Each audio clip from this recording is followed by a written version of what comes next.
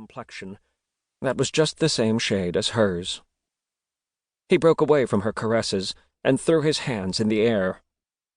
"You always say soon. It's never soon. I want to get out of here." "So do I, honey," McKenna said. In desperation, she decided to try bribery. "Look, we'll go for one of the premium meals today. It comes with a game download. They have asteroid tag. I know you wanted to try that." "All right," Laren said, his eyebrows rising in anticipation. Disaster was delayed, at least for the moment. He picked the fanciest sandwich on the list, mock chick, baked in round puff bread with cherry mustard globules and crisp cheese stars. He tapped the image. They both watched the animation of a happy-faced robot chef putting together the ingredients. He tossed them a cheery salute with his long spoon. His image disappeared, replaced by a scannable code. Laren held up his blue-framed tablet. A shrill tootle from both the vending machine and pad indicated the download was completed. The screen on his small device lit up, and music blared from the audio output. "Great!"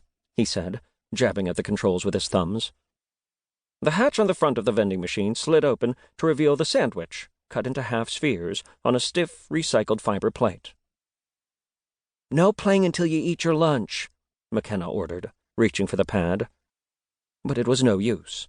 Laren eluded her grasp and ran into the ship. "Hey, I got asteroid tag!" he shouted.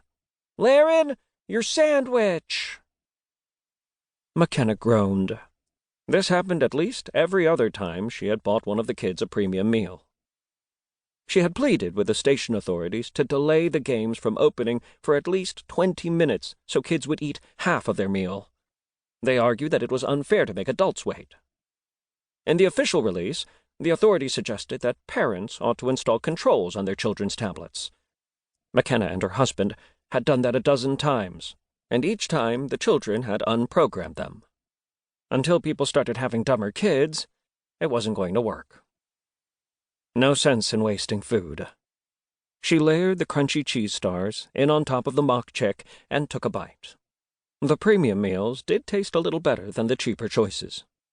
The tart cherry mustard livened the bland mock chick flavor considerably. Until the food touched her tongue, she hadn't realized that she was hungry too. She finished one half in 6 bites and licked the mustard off her fingers. The overhead speaker in the corridor blared out its pseudo-trumpet call, demanding attention. McKenna looked up. "Crew of the Entertainer, report to the port manager's office." At last! She grabbed for her own pad and signaled to her husband, Rafe. "Honey, did you hear that?" she asked, as soon as his narrow, oblong face appeared on the small screen. "Yes. Can you go? I'm changing Dorna." "No problem," she said. She put the pad back in her hip pouch. No longer hungry, she glanced around for a disposer to take the rest of the sandwich. The only hatch in the vending wall flashed the message, "Out of order," in insistent blue letters. She couldn't just drop the food. Video pickups were everywhere, and the penalties for littering on the station were ridiculously high. She dashed up the ramp into their ship and tossed the plate into the disposer just inside the double airlock doors. She wheeled on her heel and hurried off to see the port manager. "And you are—" the liberated artificial intelligence in the doorframe inquired, though McKenna knew it had already identified her biometric information via the bulbous lenses and sensors just below eye level. "McKenna Copper, navigator/owner, ship entertainer, tail number Beta Ni Gimel 5466G.